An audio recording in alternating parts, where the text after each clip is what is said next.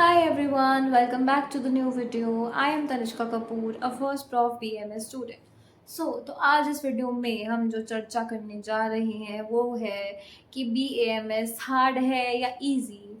तो देखो, जो भी BAMS में एडमिशन लेने का सोच लेता है वो जब भी कॉलेज विजिट पे जाता है या फिर किसी भी BAMS परस्यूइंग बच्चे से बात करता है तो उसका एक ही क्वेश्चन रहता है कि BMS हार्ड है क्या, श्लोक याद नहीं होते क्या, क्या क्या पढ़ने को मिलता है, संस्कृति होती है, हिंदी होती है। तो ये सारे डाउट्स हम इस वीडियो में कवर करने वाले हैं।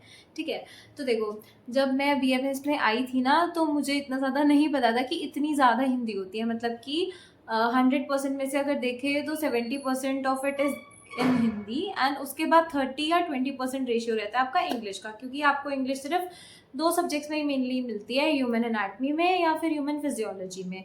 और इनके अलावा इन दोनों सब्जेक्ट्स में भी हिंदी और संस्कृत वाला पोर्शन रहता है। ठीक है, तो जब मैं स्टार्टिंग में BMS में आई थी, मैंने एडमिशन लिया था, मैंने किताबें खोल के देखी, मैंने देखा कि ये तो सब हिंदी में है, पेपर हिंदी में लिखना पड़ेगा, एट्सेट्रा एट्सेट्रा।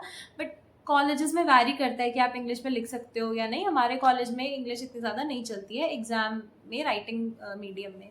ठीक है, तो जब मैं आई कॉलेज में तो मैंने देखा कि सब हिंदी में है, तब तो मुझे बहुत ज़्यादा ऐसे लगा कि हाँ मुश्किल है, नहीं हो पाएगा, क्योंकि हिंदी 10th में पढ़ी थी लास्ट, उसके बाद से हिंदी को छुआ भी नहीं था। जस्ट मातृभाषा है तो आती थी, हिंदी नहीं तो मैं भूल जाती। तो स्टार्टिंग में लगा था कि संस्कृत हार्ड होगी, हिंदी हार्ड होगी, बट जैसे कि अभी मुझे कॉलेज में 8-9 महीने हो चुके हैं, अब मैं हिंदी और संस्कृत दोनों से ही यूज्ड हूँ। स्टार्टिंग में तो टफ लगता है, क्योंकि श्लोक याद करने होते हैं एकदम से। कुछ बच्चे होते हैं कि जिन्होंने संस्कृत पहले पढ़ रखी होती है 1-2 साल, है ना। कुछ बच्चे ऐसे भी आते हैं जिन्होंने संस्कृत कभी नहीं पढ़ रखी होती। बट द रियलिटी इज, जब आप BMS में एडमिशन लेते हो तो इतनी बेसिक संस्कृत से शुरू होता है ना। संस्कृत का एक सब्जेक्ट होता है पूरा, उसमें आपको बिल्कुल जैसे इंग्लिश में ABCD होती है वैसे ही आपको संस्कृत पढ़ाई जाती है। तो आपको हेल्प होती है वो पढ़ने में। फिर जब आपको धीरे धीरे संस्कृत समझ आने लगती है तो आपको श्लोक के मतलब समझ आने लगते हैं, आप हैबिचुअल हो जाते हो एक लैंग्वेज से, है ना। अगर आपको BMS में इंटरेस्ट है और अगर आप सोच रहे हो कि हिंदी संस्कृत पढ़नी पड़ेगी, नहीं हो पाएगी क्या, बहुत टफ होगी क्या, so it's not like that, it's manageable, manage हो जाती है। जब मैं कॉलेज में आई थी और अब जब मैं हूँ, तो मैं कॉलेज में आई थी तो मुझे बिल्कुल भी नॉलेज नहीं थी संस्कृत की, मैं सब भूल चुकी थी। बट अब आकर I am able to manage things.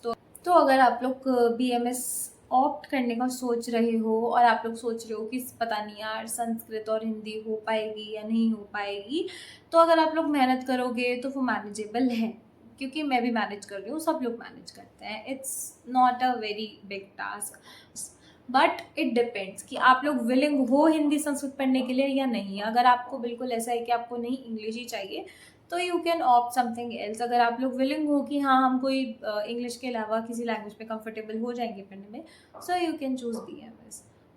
Okay, so I hope आप लोग के डाउट्स क्लियर हो गए हो। अगर अभी भी कोई डाउट पेंडिंग है तो आप लोग कमेंट कर सकते हो। Thank you so much.